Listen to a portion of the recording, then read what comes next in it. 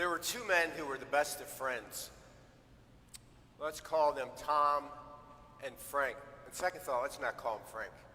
Let's call them Tom and Jerry. Okay, we'll leave Frank out of the story. Okay, and they did everything together. They went fishing, they went golfing. Their wives and them played bridge. You know, they played bingo. They went to each other's homes to eat. They went out to eat and everything else, and they had this great time. Just what you can imagine, the best neighbors and friends you could possibly have. And it so happened that both of them died within 3 days of each other. And they made it up to the gates of heaven. And Peter took the keys out, started opening up, and they went in. And Tom said to Jerry, I know they told us that heaven would be beyond words, but that was an underestimate. This is wonderful. This is beyond belief. I can't believe how great this is, how wonderful it is. Aren't you so glad that we're here together? And Jerry said, well, we could have been here 10 years earlier, except for all that oat bran that our wives forced us to eat. Okay. Today, we have the great, John calls it a sign. Matthew and Luke call it a miracle.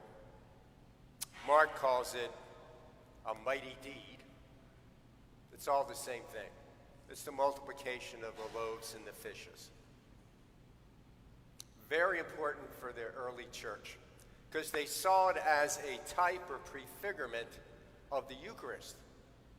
Now we might ask ourselves, since this is the year for Mark, why are we listening to John's version of it? Because Mark was in chapter 6 when we left off last week. This shows up in John chapter 6. It's essentially the same story, except there's some changes, some minor changes to it. So we'll go into those. And also, we find out some things in John's version of it that do not occur in Mark and Matthew and Luke. Although the story is one of only two miracles, mighty deeds, signs, the other being the resurrection, that appear in all four Gospels. Very important. Now, in John's version, too, there's the bread of life discourse that follows the actual recounting of the miracle, of the sign. And that's important, too. But be careful this year. The church is going to do something to you. Because you see, August 15th is the solemnity of the Assumption. And it's going to take the place of part of the Bread of Life discourse for that Sunday, because it falls on a Sunday. So first off, bear with me for this. I don't know what's going on with me. I got to see Krause on Monday. That's all there is to it. But we find out some things, like when it took place.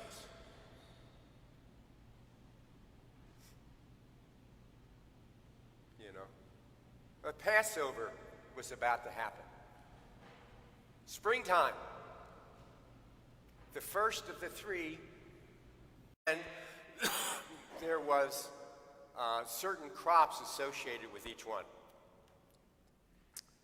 For the first one, barley. Barley was the cheapest grain, the coarsest grain. It was the grain of the poor people.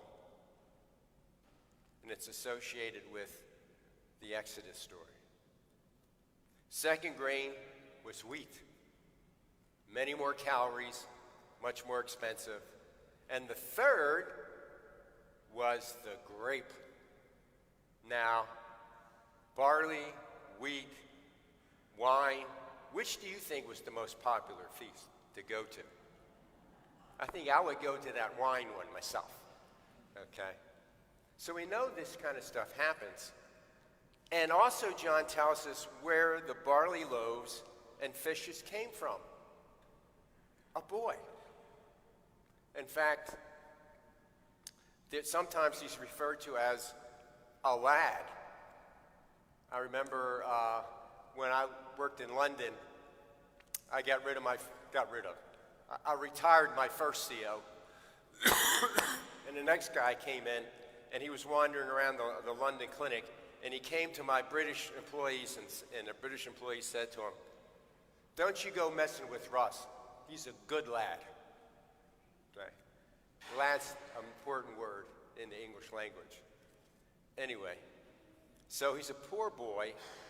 He has this loaves and fishes. And by the way, all these drawings and movies we have of the loaves and the fishes where they look like they're actual big loaves, they were more like a hamburger bun or Kaiser roll. Do y'all have Kaiser rolls here? I grew up in Baltimore. I love Kaiser rolls, but that's what it was. And in fact, the word used to describe the fish is something that you put on a Kaiser roll to eat. It's not these big old things like you see in the movies and everything. So that's what we have here. We have a poor boy who hands over everything that he's got in hopes that he can make some kind of a small contribution. That's what you and I need to do. We can't go around saying, "I don't have that much to give," you know? So why should I bother to try?